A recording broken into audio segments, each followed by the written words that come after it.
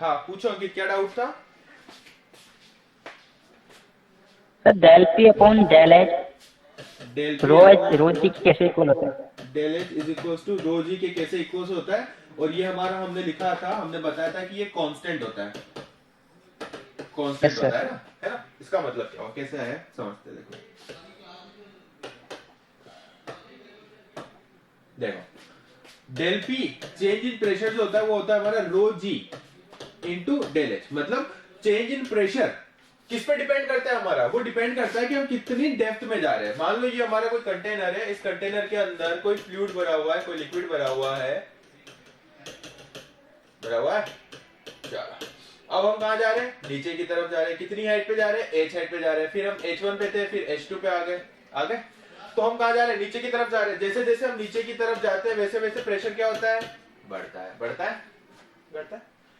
तो भाई यहाँ पे हमारा जो चेंज इन प्रेशर है वो डिपेंड कर रहा है किस पे? डेप्थ पे डिपेंड कर रहा है, डेप्थ पे डिपेंड कर रहा है। तो अगर हम इस डेल एच को इधर ले जाए, del P upon del H करें, तो ये आता है हमारा रो जी, ये आता है हमारा रो जी। अब इसका मतलब क्या हुआ? इसका मतलब क्या हुआ? इसका मतलब ये हुआ कि change in pressure with respect to change in depth, change in pressure with respect to change in depth जो होता है वो हमारा कांस्टेंट होता है। क्या होता है हमारा? कांस्टेंट होता है। कैसे कांस्टेंट होता है? कि भाई del P upon del H का मतलब हमारे पास क्वांटिटी क्या है? रो इंटू जी। रो क्या होता है हमारा? Density, density of liquid. जी क्या होता है हमारा? Gravitational acceleration. ये भी कांस्टेंट होता है किसी पर्टिकुलर लिक्विड के लिए, डेंसिटी भी कांस्टेंट होती है। तो इसका मतलब ये हुआ कि डिफरेंशिएशन समझो इसे, डिफरेंशिएशन डीपी अपॉन डीएच कि change in one quantity with respect to another quantity कितना आ रहा है हमारे पास? रो जी आ रहा है, रो जी आ रहा है, जो कि कांस्टेंट है। इसका मतलब ये हुआ, इसका मतलब ये हुआ कि अगर हम 10 मीटर डेप्थ में गए तो जितना प्रेशर में राइज होगा उतना ही नेक्स्ट 10 सेंटीमीटर 10 मीटर जाने पर भी उतना ही प्रेशर में राइज होगा। ये जो change in pressure with respect to depth है वो हमारा कांस्टेंट होता है, कांस्टेंट होता है।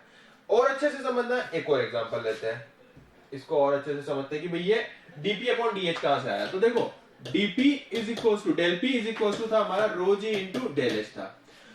Differentiating both side with respect to del H, differentiating both side with respect to del H. तो डेल एच से हमने डिफरेंशिएट कर दिया, दोनों तरफ डिफरेंशिएट कर दिया। इसको और अच्छे से समझना है तो ये ले लो, dp is equal to rho g into dh। dh का मतलब होता है change in height.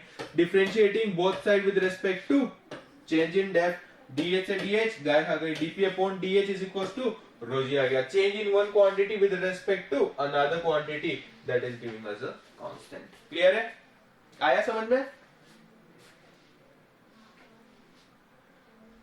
Sir. Ankit doubt clear है? Yes sir. चलो बढ़े आगे। Yes sir. तो आज के लेक्चर में हम पढ़ेंगे थर्मल प्रॉपर्टीज ऑफ मैटर को आगे बढ़ाएंगे और हम देखेंगे PV is equal to NRT. क्या होता है ये? देखा है टाइप पे PV is equal to NRT. PV is equal to NRT कहां देखा है?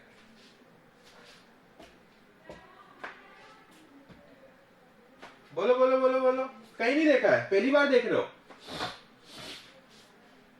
Yes PV sir. पहली बार देख रहे हो? अरे नहीं यार, कहीं तो देखा होगा इसे। केमिस्ट्री में देखा है कहीं? No sir. No sir. नहीं देखा? नो चलो कोई बात सर। नहीं। अभी आया नहीं होगा, आपके आगे वाले चैप्टर्स में आ जाएगा। इस इक्वेशन को हम कहते हैं आइडियल गैस इक्वेशन। इस इक्वेशन को हम क्या कहते हैं? Ideal gas equation. Sir chemistry में थर्मोडायनेमिक्स कट गया। अच्छा सिलेबस से ही कट गया, कोई बात नहीं, कोई बात नहीं, यहां पे समझ लो आप, यहां पे समझ लो। PV is equal to NRT क्या होता है? इसे हम कहते हैं ideal gas equation. Ideal gas equation जो होती है वो प्रेशर, वॉल्यूम और टेम्परेचर के बीच के रिलेशन को शो करती है। अब यहां पे पी क्या है हमारा? प्रेशर। वी क्या है हमारा? वॉल्यूम। एन क्या है हमारा? Number of moles. आर क्या हमारा? आइडियल गैस कांस्टेंट, T क्या है हमारा, टेम्परेचर, P है हमारा प्रेशर, V है हमारा वॉल्यूम, N है हमारा नंबर ऑफ मोल्स, R है हमारा गैस कांस्टेंट, T है हमारा टेम्परेचर। तो चलिए अगर हम बात करें नंबर ऑफ मोल्स की, तो ये हमें बता रहा है क्वांटिटी को। तो अगर हम किसी गैस की पर्टिकुलर क्वांटिटी ले लें, मान लो 1 मोल ले लिया हमने, या 10 मोल ले लिया, 20 मोल ले लिया, तो क्या ये हमारा कांस्टेंट होगा, पर्टिकुलर क्वांटिटी कांस्टेंट होगी। R जो है वो भी हमारा कांस्टेंट है, आइडियल गैस कांस्टेंट है, ये भी कांस्टेंट है। तो PV is directly proportional to क्या होगा हमारा, T होगा। PV is directly proportional to क्या होगा हमारा, T होगा। This is the relation. जब यहाँ पे प्रोपोर्शनल साइन को रिमूव करते हैं, तो प्रोपोर्शनलिटी को रिमूव करके यहाँ पे हम कांस्टेंट को इंट्रोड्यूस करते हैं। These are the N and R, number of moles, and R is the gas constant. तो अब PV is proportional to T is the main relation. This is the main relation. तो यहाँ पे हमारे पास कितनी क्वांटिटीज है, 3, P, V and T, 3 quantities है, P, V and T। अब इसे समझने के लिए हम कैसे इसे प्रैक्टिकली समझ सकते हैं, उसके लिए ध्यान दीजिएगा क्या करने वाले हैं हम इन तीनों में से किसी एक फैक्टर को एट ए वन टाइम कांस्टेंट कंसीडर करेंगे। मान लो अगर किसी सिस्टम के अंदर किसी चेंबर के अंदर प्रेशर जो है वो हमारा क्या है, कांस्टेंट है। या मान लो एक पिस्टन है, इस पिस्टन के अंदर गेज भर रखी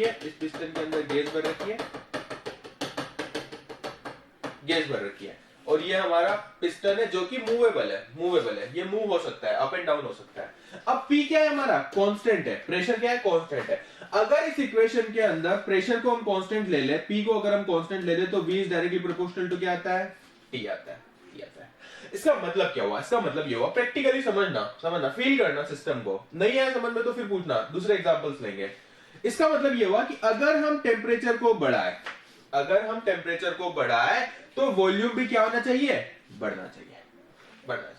अब इस एग्जांपल को लो, ये पिस्टन है, पिस्टन के अंदर एक रबड़ की ग्रिप लग रही है, ये पिस्टन अप एंड डाउन हो सकता है, फिक्स है, प्रेशर जो है वो फिक्स है। अब मान लो अगर हम इसे गर्म करें, तो अगर हम इसे गर्म करेंगे तो क्या ये जो गैस के मॉलिक्यूल्स है ये एनर्जी को एब्जॉर्ब करेंगे। अब अगर ये एनर्जी को एब्जॉर्ब करेंगे तो इनकी काइनेटिक एनर्जी राइज करेगी, और जब इनकी काइनेटिक एनर्जी राइज करेगी तो क्या ये एक दूसरे से दूर भागना चाहेंगे, और जब ये एक दूसरे से दूर भागना चाहेंगे तो क्या ये पिस्टन को ऊपर की तरफ मूव करेंगे। एग्री कर पा रहे हो भाई, किसी चीज को हम गर्म करते हैं, जब हम किसी गैस को गर्म करते हैं तो क्या वो फैलना चाहती है, एक्सपेंड होना चाहती है कि नहीं चाहती है, होगा प्रैक्टिकली ऐसा होगा ना। तो इसका मतलब क्या हुआ कि टेम्परेचर T बढ़ाने पर वॉल्यूम V भी क्या हो रहा है, बढ़ रहा है। V is directly proportional to T। Agree कर पा रहे हो? Yes sir. नेक्स्ट केस के अंदर हम क्या लेंगे, ये तो क्या हमारा first case study, second and third. Second case study लेते हैं।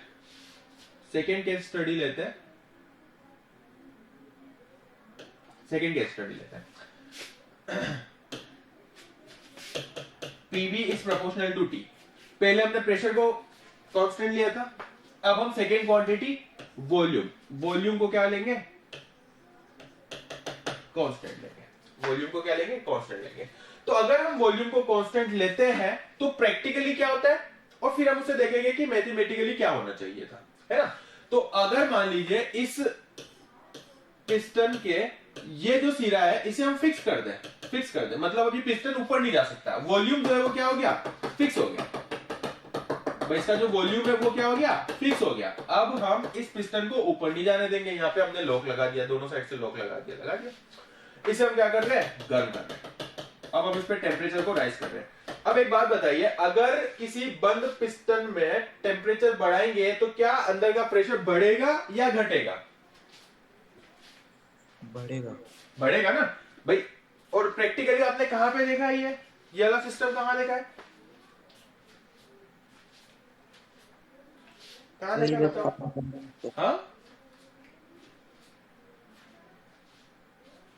कहां देखा है, सोचो।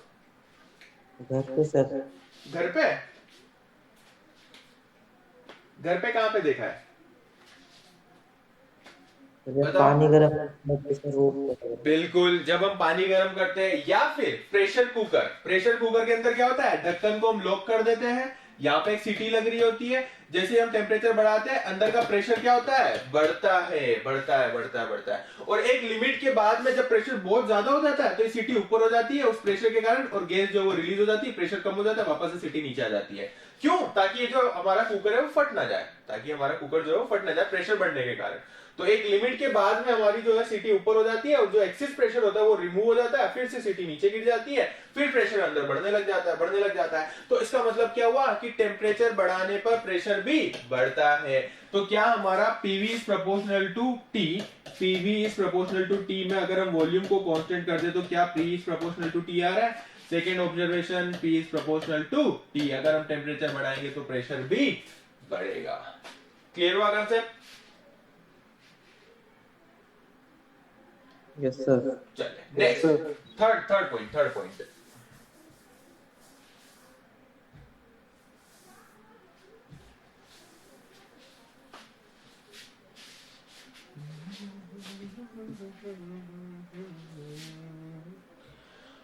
PV is proportional to T।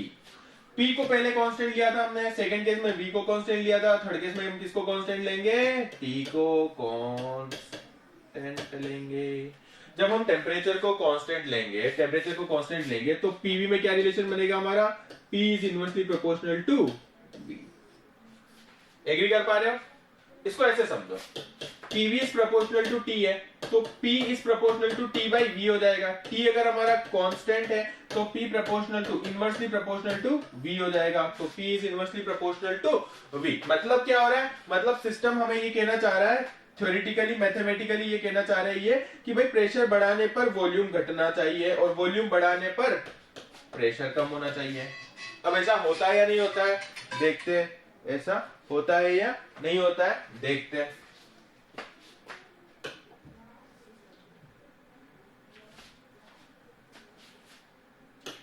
हाँ, प्रेशर बढ़ाने पर वॉल्यूम कम होना चाहिए, सिंपल सा लॉजिक है।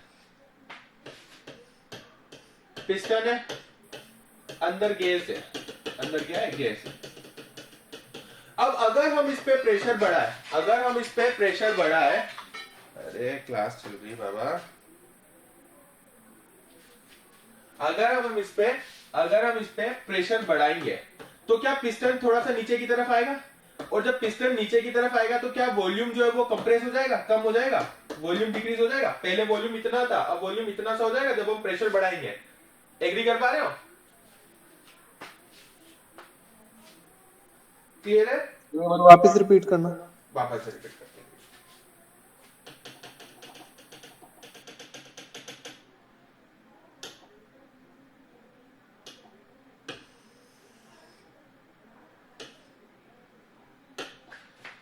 ये है हमारा प्यारा सा पिस्टन, इसमें रबर की ग्रिप लग रही है, ये पिस्टन की रोड है, ये अप एंड डाउन मूव कर सकती है। अंदर क्या भरी हुई है? गैस भरी हुई है। हमने क्या कहा? प्रेशर बढ़ाने पर वॉल्यूम कम होना चाहिए। अब हम ऊपर से प्रेशर बढ़ा रहे हैं, क्या कर रहे हैं? प्रेशर बढ़ा रहे हैं।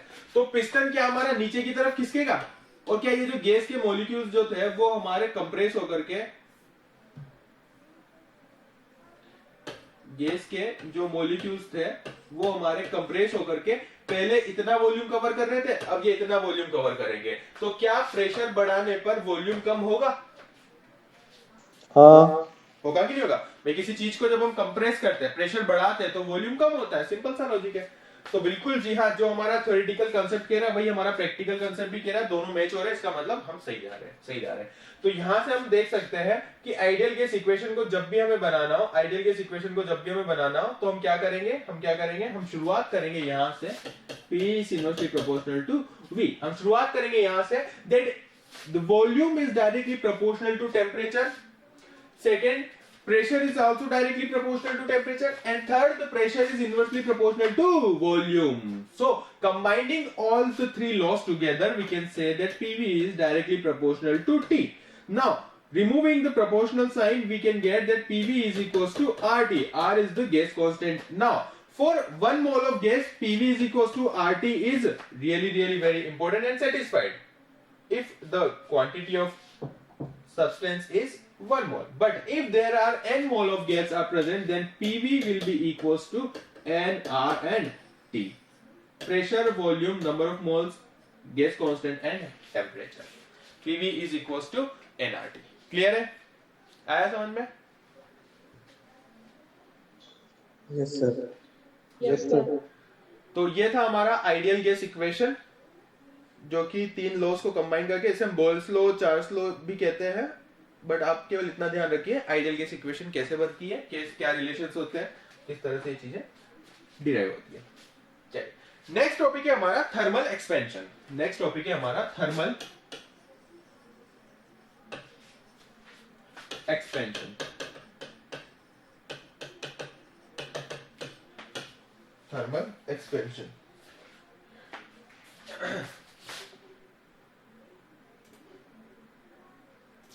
चलिए थर्मल एक्सपेंशन।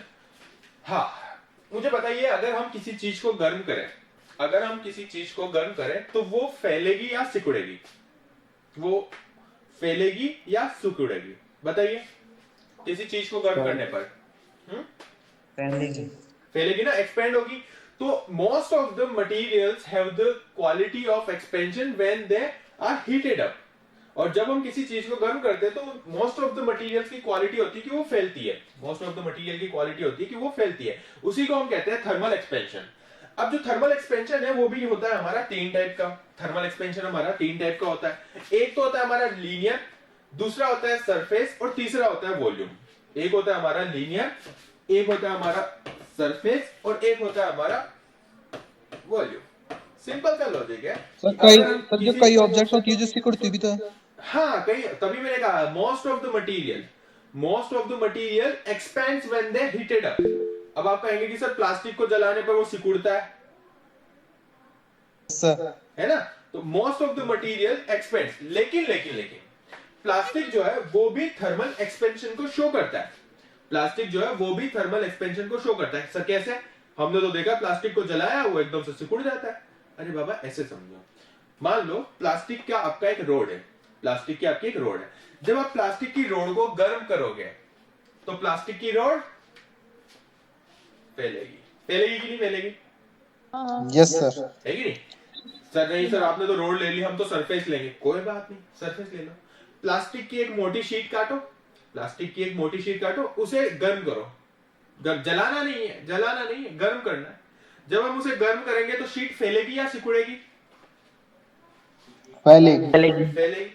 चलो सर सरफेस में भी मान गए हम। जलाना नहीं है, गर्म करना है। थर्मल एक्सपेंशन है, थर्मल बर्निंग नहीं है, है ना? जलाना नहीं है, फैलाना है। मतलब थोड़ी सी हीट अप करना है, उसे टेम्परेचर में राइज करना है।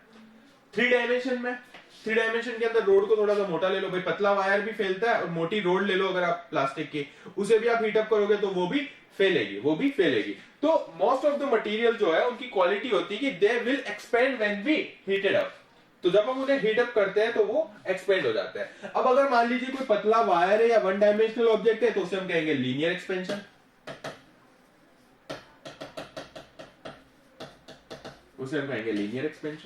अगर कोई हमारी 2 डायमेंशनल सरफेस है, कोई शीट है, तो उसे हम कहेंगे एरिया एक्सपेंशन। और अगर मान लीजिए कोई 3 डायमेंशनल ऑब्जेक्ट है, तो उसे हम क्या कहेंगे? Volume expansion. क्लियर है यहां तक? तो ये होता है हमारा linear, surface and volume expansion. इन तीनों के अलग अलग टर्मिनोलॉजीज होती है, इन तीनों के अलग अलग कॉन्स्टेंट्स होते हैं। कौन सा किस पे किस तरह से डिपेंड करेगा, ये सारा की सारा जो है वो हम अगले लेक्चर में डिस्कस करेंगे। ठीक है? आज के लेक्चर में किसी को कोई डाउट हो तो पूछिए।